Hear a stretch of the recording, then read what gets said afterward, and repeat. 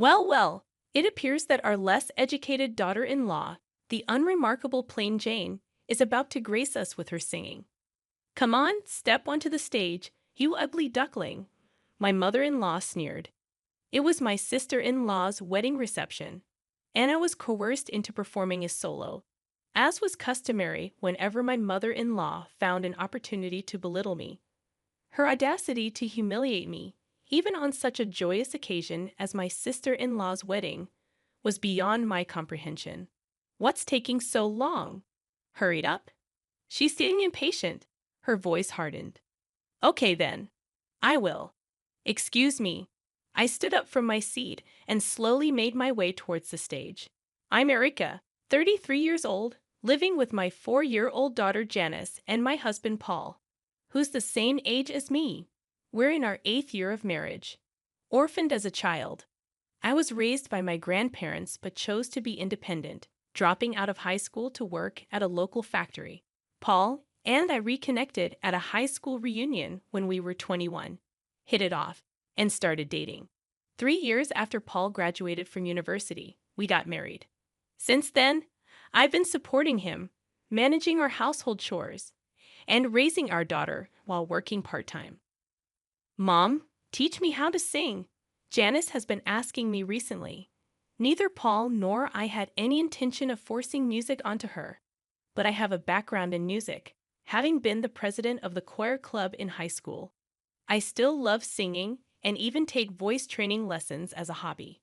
Janice developed an interest in music naturally, and I hope that one day we can perform together with Paul's music.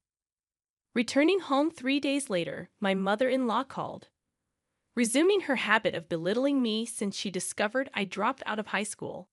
She often showered me with insults, criticizing my abilities and family background. She wasn't my favorite person. Hello, is Janice there right now? My mother-in-law asked. I'm sorry, she's at voice training right now. She's not home, I replied, realizing I had let something slip, but it was too late. Why didn't you tell me before letting her attend such things? You really don't think things through. I'll teach her, my mother-in-law insisted. Despite her accomplished musical background, she tended to take a condescending tone when it came to music and education. She doted on our daughter but might inadvertently push her away if she followed the same strict teaching approach she used on Paul and his sister in the past. Mother-in-law, I appreciate your offer, but I want Janice to have her freedom in this. Even if you say that, it's really up to Janice whether she wants to continue or not. I can't force her to quit. I'm sure it would be much better if I taught her. My mother-in-law abruptly ended the call. 3 months passed, and I'd almost forgotten about the incident when my mother-in-law decided to visit our home. It's been a while, hasn't it? Oh, how's Janice been doing? She inquired, likely happy to see her granddaughter after such a long time. As soon as she stepped into our home, she immediately scooped Janice into her arms, barely greeting us. It just so happened that Janice had the day off from her voice training class, and the whole family was at home. Granny, I've become good at singing, Janice exclaimed, boasting to her grandmother. Really? Could you sing something for me then? My mother-in-law asked. I intervened, worried about what my mother-in-law might say to Janice. How about we eat first before we hear her sing? It's lunchtime after all, I suggested. Don't interrupt when she's about to sing for me. My mother-in-law dismissed my suggestion. I'm sorry, Janice dear. Can you sing for me? My mother-in-law asked. Hearing her request, Janice began to sing. From the perspective of a mother-in-law who graduated as the valedictorian of a music conservatory, my daughter's singing must have sounded rather clumsy. I had a sinking feeling inside me, worried that my daughter might receive some snide remarks from her. However, my mother-in-law applauded and praised my daughter, saying, "You did well. You've practiced a lot." Far from making any sarcastic comments, she thanked her grandmother, seeming happy to be praised. I sighed in relief, thinking that even my strict mother-in-law wouldn't make snide remarks to her granddaughter. I thought Mom might say something. I was a little worried. Paul whispered to me with a look of relief on his face. Nothing particular happened after that. But as the evening came, I realized that Janice had fallen asleep. "Excuse me, mother-in-law. Since Janice fell asleep, I'm going to take her to her room," I announced, picking up Janice and carrying her to her bedroom. After putting my daughter to bed, I returned to the living room. As soon as I re-entered, my mother-in-law said to me, "Didn't you think that Janice's singing today was terrible, Erica? It's a waste of money to let her go to a class that can only teach her to that level. I'll teach her myself." I confronted Paul as anger welled up within me. "Wait a minute, isn't that a bit too selfish?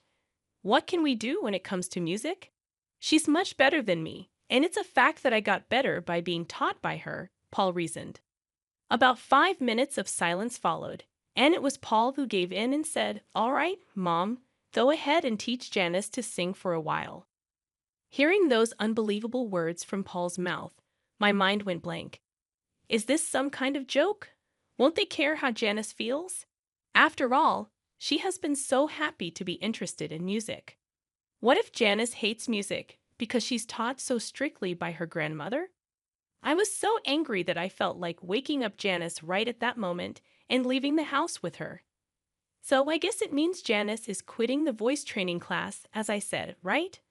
My mother-in-law, with a triumphant look on her face, asked Paul and me. "All right. But remember, this is not a music conservatory, so please absolutely do not do anything that Janice would dislike." "I know that you know I'm not uneducated like you," I retorted, stating what I had to say, knowing she'd never back off, and I let her go home for the day. That night, my husband apologized for his mother's behavior, but I did not even want to see his face. I ignored him and went to bed. The next morning, I told my daughter Janice, "From today, instead of going to the voice training class, let's have Grandma teach you to sing here at home, all right?" When she heard it, she looked very sad but said nothing and just nodded. I apologized, seeing her like that. Then, come noon, my mother-in-law arrived at our home. "Janice, starting today, Grandma is going to teach you to sing even better," she said to my daughter with a smile. No sooner had the lesson started than my mother-in-law's teaching style became more and more strict. Within an hour, she criticized Janice harshly, demanding perfection. "You're wrong. You're making the same mistake in the same place. Do it again. I knew it would turn out like this." "Mother-in-law, this isn't what we agreed to, is it? Could you be a bit gentler?" "What are you talking about? I'm being gentle. Don't interfere. Why don't you quietly do some housework that you can hardly handle?" 4 hours passed, and at last, my mother-in-law's lesson ended. "Well, see you tomorrow. Remember to practice what we did today," she left, seemingly pleased with herself. If I'm going to get yelled at this much, I don't want to sing anymore. Seated in her chair, Janice said to me. I harbored an intense hatred for my mother-in-law, taking away what my daughter enjoyed and only caring about her own satisfaction. This cannot go on. I won't let my mother-in-law have her way. Her singing lessons continued in the days that followed. However, after about a week, Janice told me, "I don't want Grandma to teach me anymore. I don't want to sing." Given my mother-in-law's way of teaching, I thought it couldn't be helped. You don't have to force yourself. If you want to quit, that's okay too. So you don't want to go back to the voice training class. It was something she had started because she wanted to, and I, for my part, wanted her to continue. So I asked her that. If it's that class, it seemed that Janice hadn't come to hate singing itself. It appeared that the harsh words from her grandmother and the lack of praise, even when she felt she did well, were making it unenjoyable for her. Why don't you go back to your voice training lessons and give it another shot? I asked Janice, and as if she hadn't been upset moments before, she perked up and nodded enthusiastically. So I'm sorry to say this to you, grandmother, but from tomorrow, Janice will be returning to her original voice training classes. The next day arrived. I relayed Janice's feelings to her grandmother over the phone. How can she whine about giving up after just a week? Isn't it your fault for raising such a weak-minded child? My mother-in-law exclaimed. I retorted, well, it might be, but even though you graduated top of your class from a prestigious music college, It seems that's the only way you know how to teach. Janice told me that she preferred her voice training teacher. Fussing and fuming, my mother-in-law continued, but I ignored her and hung up. Whether she was top of her class or not, it was quite satisfying that her own teaching method had led to her being disliked by her granddaughter, who preferred her voice training teacher. After that, the visits from the grandmother ceased. I've spoken to your mother and told her it was okay if she didn't come to teach anymore. Janice said she didn't want it anymore either. I also feel like I've done something unforgivable to Janice. Back in the day, my mother was very strict with me about music, so I couldn't say anything. But I thought she wouldn't be so harsh on her granddaughter. I'm really sorry. I confessed to my husband Paul that night. When I relayed this to him, he seemed deeply regretful and apologized. I was so angry when Paul suggested quitting Janice's voice training class and having the grandmother teach her. I almost felt like punching him, but fortunately, Janice didn't come to hate music, so I decided to forgive him. 2 weeks later, Paul said, "My sister is getting married in a month, and she asks us to perform. I had never performed at someone else's wedding before. What kind of performance is she expecting?" I was planning to bring a few people from my band and do a small concert, but my sister really wants you and my mother to sing as well. Hearing that the grandmother would also be performing, I reluctantly accepted Paul's suggestion. "So, does that mean I'll be singing with your mother?" "Well, yeah, that's how it seems." Singing with my mother-in-law of all people, I wondered if it would be all right. But if I happened to sing better than her at this performance, I wondered what she'll say. I started practicing the very next day, but there was no sign of my mother-in-law practicing at all. "Mother, aren't you going to practice?" "I'm fine. I'm much better than you, even without practicing. After all, practice is something that people like you, who are not very good, need to do." I tried asking because I was curious, but the only response from my mother-in-law was sarcasm. I decided it was a waste of time to engage with her and focused on my own preparations. After we decided what song to perform, I also increased the frequency of my voice training lessons. I was sick of being ridiculed by my mother-in-law, and above all, I was anxious about performing in public after such a long time without proper training.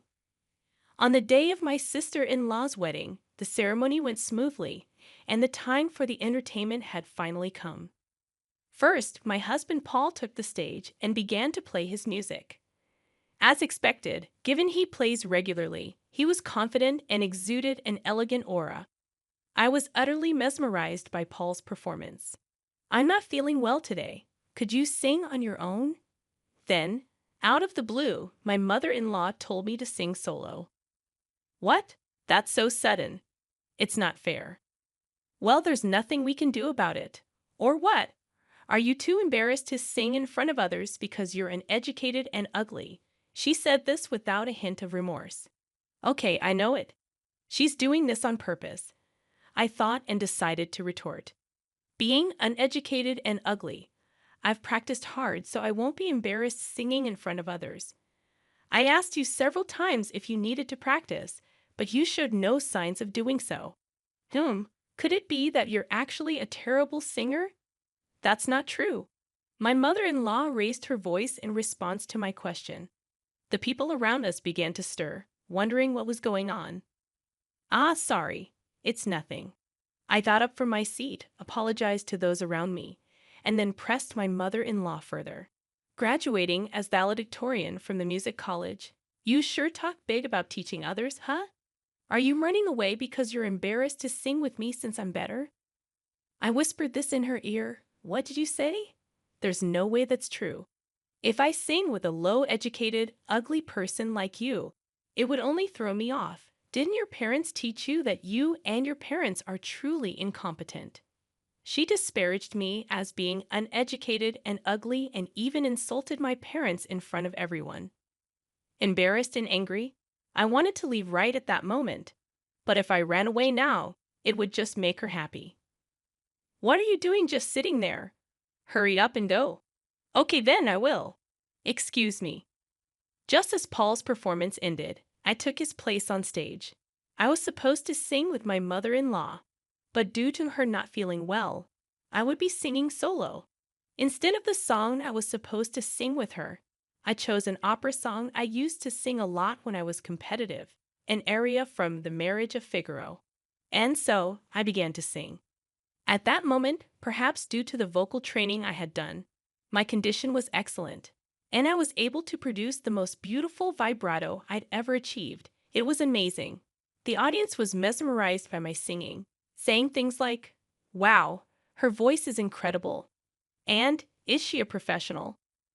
When I finished singing my song without any hitches, the audience gave me a standing ovation, showering me with thunderous applause. Congrats on your wedding, sister-in-law. You know, I used to be the choir leader in high school. It's been a few years since I last sang in front of an audience, so I was a bit nervous. How did I do? Thanks so much for listening. After making this statement, I returned to my seat, and my daughter, all starry-eyed, pleaded, "Mom, your voice was so beautiful. Can you teach me next time?" Witnessing this, my mother-in-law, with her jealousy on full display, said in a huff, anyone can sing like that. Don't get ahead of yourself," continuing to belittle my singing. Just as I thought the entertainment segment was over, my sister-in-law unexpectedly said, "Mother-in-law, and you should sing too." Words that I didn't expect came out from my sister-in-law. My mother-in-law was taken aback and looked at her daughter in confusion, asking me, "I've never heard you sing, Mom, and since you taught me so much about music when I was young, I'd really love to hear you sing," my sister-in-law expressed with pure honesty. The attendees chimed in, "Mother-in-law, you should definitely sing." Words had gotten around that my mother-in-law was a top graduate from a prestigious music school, and the crowd grew increasingly excited for her performance, creating an atmosphere where she felt she had to sing. Well, with all this, I guess you have to sing now, don't you? I did not hesitate to add, "So, all right, all right." "If you insist," she responded, heading to the stage. The moment my mother-in-law took the stage, the energy in the room peaked. But as she began to sing, such murmurs could be heard throughout the crowd. "Wait, no way. I might even be a better singer."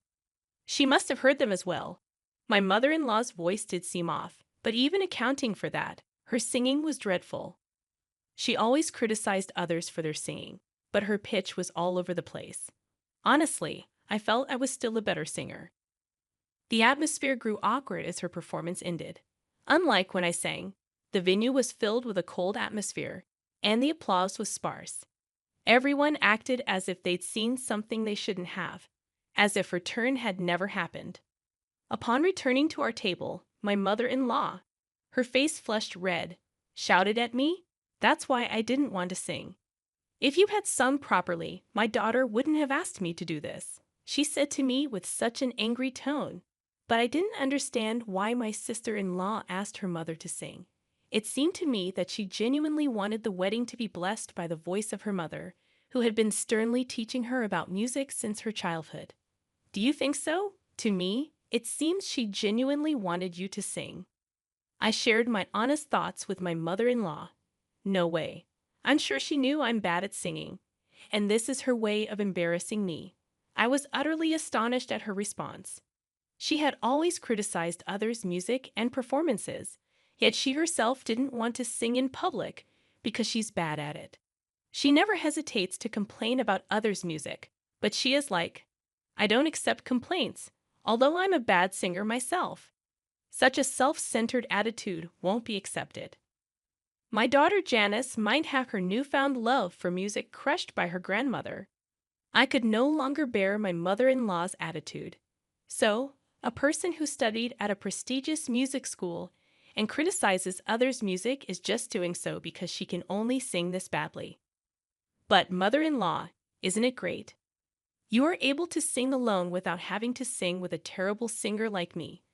I responded to my mother-in-law with a sarcastic tone. "How dare you say that? It's your fault that I had to embarrass myself. It's not nice to say that in front of your daughter. I'm sure she's satisfied hearing her mother singing." As I spoke these words, my mother-in-law fell silent. There was a stir amongst those who'd heard what I had said to my mother-in-law. But other than that, the ceremony went on smoothly and ended without any problems. 2 days after the ceremony, my mother-in-law stormed into our house. "I just can't let it go. I want you to apologize for what had happened." I was surprised by her sudden visit, but retorted, "What exactly am I supposed to apologize for? I wasn't aware that your singing was that bad. Instead, I think you owe us an apology." "What do you mean? I have absolutely nothing to apologize for. It's your fault I was forced to sing that song I hated and embarrass myself." "No, not to me, to Janice. Because of you. Janice almost came to hate the music that she had started to enjoy. Even though you graduated from a prestigious music school, why would you torment a child who has developed an interest in music just because things didn't go your way? Is that what you learned from your music school?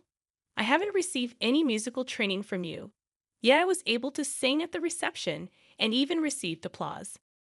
How about you, mother-in-law? Shall I give you some singing lessons?